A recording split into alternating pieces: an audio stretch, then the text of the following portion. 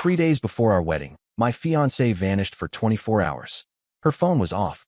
Her family panicked. I filed a police report. She came back smiling, said she just needed space. I pulled the toll records. She'd spent the night at her ex's apartment in Philly. I said nothing until the ceremony. 130 guests. Full church. The priest asked, "Is the groom here?" I was. Just not for her. "My name's George. I'm 31. I work in product development for a medical device company in New Jersey, the kind of job no one really understands unless they're in it." Melissa and I had been together for 4 years, engaged for one. We were supposed to get married on a Saturday in mid-May. A classic church wedding, 130 guests, plated dinner, her cousins flying in from Toronto, mine from Chicago. Every chair accounted for, and everything was normal. Until it wasn't. It started on a Wednesday night, just 3 days before the ceremony. We were wrapping up dinner at her parents' place, where most of the last-minute planning had taken over the living room. Cake samples, seating charts, endless phone calls to the florist. Melissa had been distracted all night. I assumed it was stress. She wasn't eating much, kept glancing at her phone, and left the table a few times to check something with the planner. After dinner, she said she needed a night to herself. I didn't think much of it. "I just want to take a long bath and crash early," she said, kissing my cheek. "I'll text you in a bit." I told her I'd grab a drink with my best man, Eric, and head home. Only, she never texted. By midnight, I was calling her. No answer. Her phone rang twice, then went to voicemail. I called again at 1:30 a.m. Still nothing. I tried her mom. Nothing. I even texted her bridesmaids group chat. They hadn't heard from her either. By 3 a.m., Melissa's mother was calling every hospital in the county. Her dad drove past her apartment twice and said the lights were off. No sign of her car. At 6 a.m., I filed a missing persons report. I didn't sleep. Neither did her family. Her sister cried nonstop. Eric offered to drive around with me. We even stopped by a few 24-hour spots she used to frequent in college, a cafe, a yoga studio, even a scenic overlook off Route 9. Nothing. Then, at 8:37 p.m., nearly 24 hours after she'd vanished, Melissa walked into her parents' house like she had just come back from a spa day. Hair washed. Calm. Her mom practically collapsed. I stood in the kitchen, trying to hold it together while she gave the most bizarre explanation I've ever heard. "I needed space," she said. "Everything's been so overwhelming, and I just needed a night to breathe." Her mom asked why her phone was off. She shrugged. "I turned it off so I wouldn't be tempted to talk to anyone and get dragged into more planning stuff." She hugged her sister. Said she'd be back in the morning for the rehearsal. Then she looked at me like everything was fine. Like I was supposed to just fall back into place. I nodded, told her to get some rest, and left. But the second I got home, I opened our shared Easy Pass account on my laptop. Just a hunch. We'd used the same tag for over a year, and I remembered once seeing her log into it to check her toll history for taxes. There it was. One transaction. 2:17 a.m. Delaware River Bridge. Eastbound into Pennsylvania. I searched the exit and stared at the street name for 5 minutes. Chestnut Street. West Philadelphia. That address, it wasn't just familiar. It was specific. It was where her ex-boyfriend, Brandon, used to live. A guy she hadn't spoken about in years. A guy she claimed had moved to Florida. A guy she once admitted nearly proposed to her back in college before things ended badly. I sat there, jaw clenched, staring at the screen while everything I thought I knew just cracked. She didn't need space. She needed him. I checked again. She'd gone over the bridge at 2:17 a.m. and didn't return until the following evening, a full 18 hours later. The toll record caught her heading back through the bridge at 6:49 p.m., exactly 1 hour before she strolled back into her family's house, acting like nothing had happened. I didn't tell anyone. Not that night. Not the next morning at the rehearsal. Not even when she wrapped her arms around me and whispered, "2 more days, babe." Instead, I smiled. Said, "Yeah, almost there." Then I made some calls. Quiet ones. I called an old friend who lived in Philly. Asked him, casually, if he knew if Brandon still lived on Chestnut. He did. Same building. Same floor. Still single, according to Facebook. Then I started digging. Uber records. Hotel charges. She didn't take one. She didn't stay at a hotel. She had spent the night at his place. I didn't confront her. Not yet. I needed her to walk all the way to the edge. I needed her to believe she'd gotten away with it. Let her write the vows. Let her pose for the dress rehearsal. Let her sip wine at the welcome dinner and say forever in front of my family. Because the moment I saw that address, I knew the wedding was already off. She just didn't know it yet. The day before the wedding, Melissa woke up humming.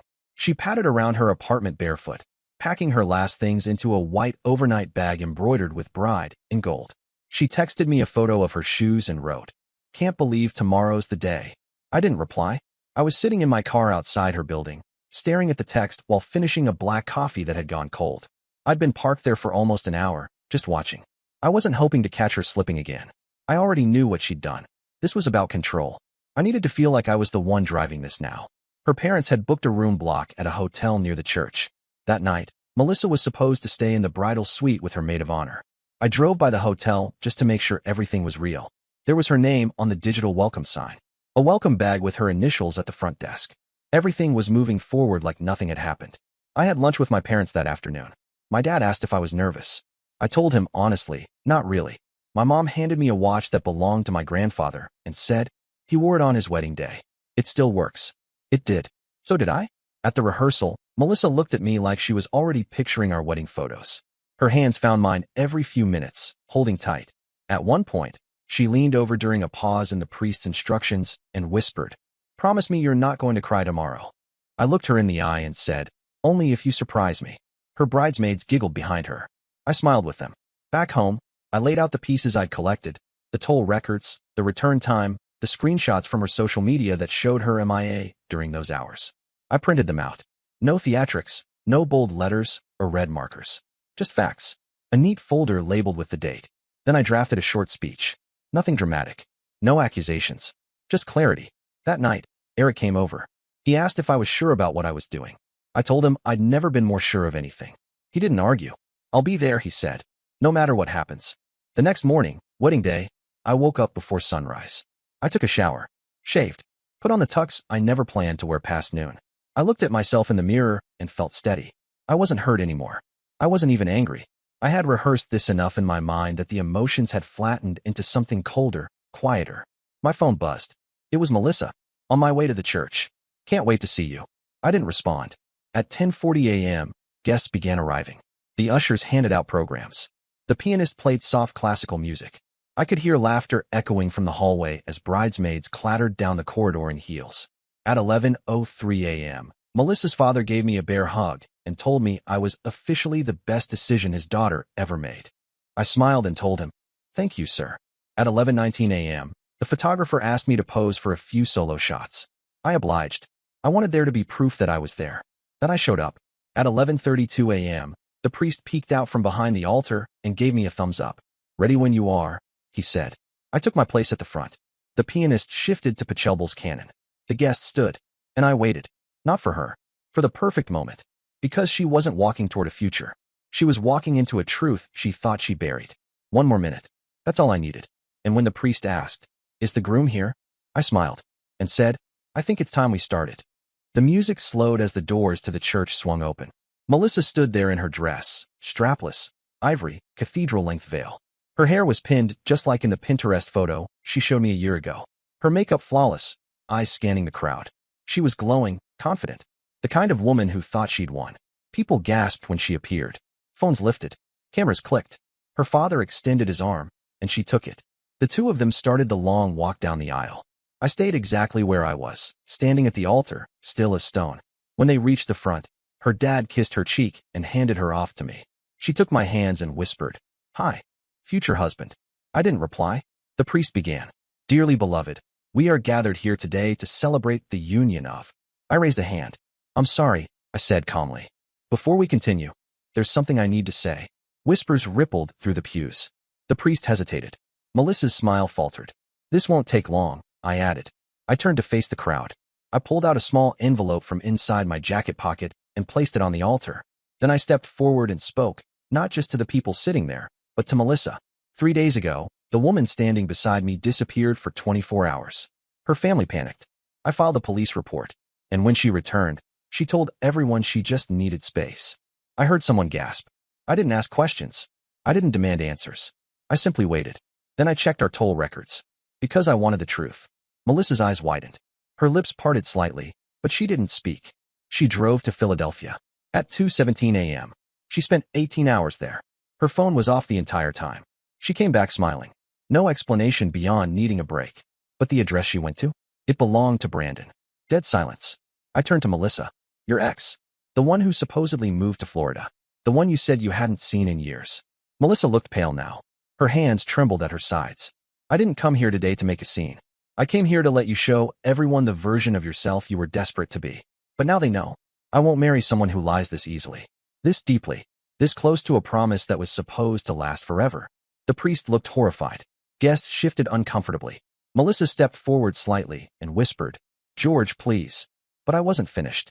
I already canceled the honeymoon. The venue was paid in full, so everyone's welcome to stay for the reception. I hope you enjoy the food. My family won't be attending. I stepped down from the altar, removed the ring from my finger, and placed it on the envelope. And Melissa, I added, my voice steady, you can explain all this to your family. Or you can call Brandon. I hear he's great at disappearing when it matters most. I walked down the aisle alone. No music, just the sound of people trying to process what had just happened. Behind me, Melissa finally broke the silence. "Wait, George." I stopped at the doorway, turned to look at her one last time. She looked small, not the glowing bride, not the confident woman with secrets, just small. "I didn't sleep with him," she said, almost too quietly for others to hear. "I didn't say you did," I replied. "You just didn't sleep at home." I left the church, got into my car, pulled away without looking in the rear view. An hour later, Eric called. "She tried to chase after you," he said. "Her dad stopped her." "Good," I said. "He deserves the explanation, not me." I drove to a friend's cabin upstate that I had booked 2 days earlier, right after confirming she went to Brandon's. No signal, no internet, just trees, a lake, and 3 days of silence. When I came back to town, my phone had 46 missed calls, 11 voicemails. A few from her, most from her mom, one from Brandon. Yeah, he had the audacity. I didn't listen to any of them. Instead, I went back to work like nothing had happened. But the aftermath? It was loud.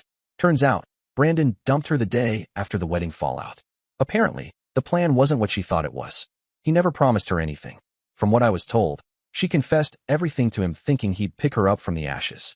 He didn't even answer her texts. Her parents were furious. Her father sent me an email apologizing. Said he'd raised her better. I didn't reply.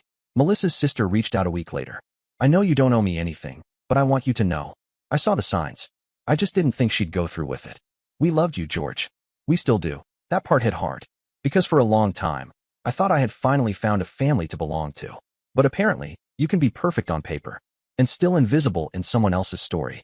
A month later, I bumped into a former co-worker of Melissa's. She told me something I wasn't expecting. Apparently, Melissa and Brandon had reconnected 6 months earlier. Not in person, just messages. Harmless at first, then frequent, then secretive. He'd been in town for a conference, and that's when it crossed the line. She went to Philly one more time after that, around Christmas. Lied about visiting a cousin. She had practiced lying before. That part, the rehearsal, is what broke me more than the betrayal itself. Not that she saw him again, but that she practiced, over and over, with a straight face. She said she wasn't sure what she wanted. But apparently, she was sure enough to drive 90 miles through the night without telling anyone. And yet the part people always ask me about is the ending. Why the church? Why the spectacle? Why not just cancel it quietly? And the truth is simple. She needed the mirror. She needed to see herself, not through my eyes, but through the eyes of the people who believed in her the most. She needed to watch her perfect illusion collapse in real time. I didn't raise my voice. I didn't expose her with screenshots or messages or videos. I just let her truth stand next to mine, and let people decide who was still standing at the end. I kept the suit, not out of sentiment, just as a reminder, don't ignore your instincts, even when the whole world tells you to trust love, trust patterns, trust silence, and always, always check the toll records. 2 days after the wedding that never was, I went back to the church. Not for closure. I had that already. I just wanted to return the watch. My grandfather's watch, the one my mom had pressed into my hand the day before, thinking it'd be passed down to my own son someday. It wasn't cursed or anything like that. I just didn't want it attached to that memory. That day, that building. I gave it back to my parents quietly, no long speeches. My mom hugged me like she was the one who needed forgiveness. My dad just nodded, eyes darker than usual. That was his way of saying he'd take care of it. Of me.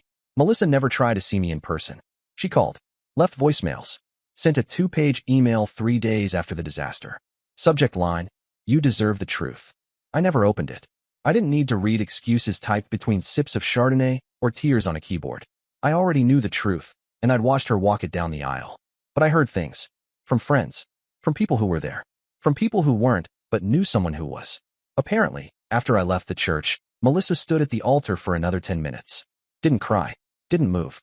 Her dad told her to take off the veil and leave. Her mom collapsed into a pew. Guests trickled out quietly, murmuring, stunned. The reception still happened, kind of. People ate. The caterers didn't pack up. The bartender kept pouring. It turned into more of a wake than a wedding. Her aunt reportedly took home 4 centerpieces. Her maid of honor threw up in a planter. Brandon didn't return her calls either. 2 weeks later, Melissa lost her job. Not because of the scandal itself, but because the HR manager who happened to be at the wedding was her boss's wife. Small world. Or maybe just poetic symmetry. Her parents stopped posting about her on Facebook. The same family that once blasted our engagement photos like we were royalty now only shared pictures of their dog and sunsets. I ran into her younger brother at a diner 6 weeks later. He sat 2 booths over, didn't notice me until he was halfway through his sandwich. When he saw me, he stood up slowly and came over. He said, "You were too good to be part of that family." I knew it then. Everyone does now. I didn't say much. Just thanked him. It was strange. Not satisfying. Not bitter. Just final. 1 month after that, I did open her email. I don't know why. Curiosity, maybe. Or boredom. Or the leftover thread of a man who once thought she was his future. It read like a confession, but not a clean one. She admitted going to Philly. Claimed she just wanted to know if there were any leftover feelings before she closed that door forever. Said Brandon kissed her. Said she panicked. That she didn't expect it to mean anything. But she never actually denied sleeping with him. She also blamed stress. Pressure. The wedding. Her mom. Her own self-sabotage. All the usual ingredients when someone burns down their own house and asks you to feel bad about the matches. I didn't reply. Just archived it and deleted the thread. I moved out of my apartment 6 months early. Broke the lease. Paid the penalty. I wanted nothing with shared memories, or the drawer that once held her toothbrush. My friend Eric helped me find a new place, smaller, older, quieter. It had creaky floors and no central air, but I slept better there than I had in a year. I didn't date for a while. Not because I couldn't, but because I didn't want to carry the smoke from one fire into someone else's house. I worked. I cooked. I picked up running. I didn't become some glowing transformation story, but I lived. On my own terms again. The last thing I'll say is this. You can't always predict betrayal. Sometimes it hides behind perfect smiles and shared calendars. Sometimes it's silent until it roars. But if you ever find yourself doubting someone you're about to marry, don't ignore it. Not for peace. Not for the illusion of stability.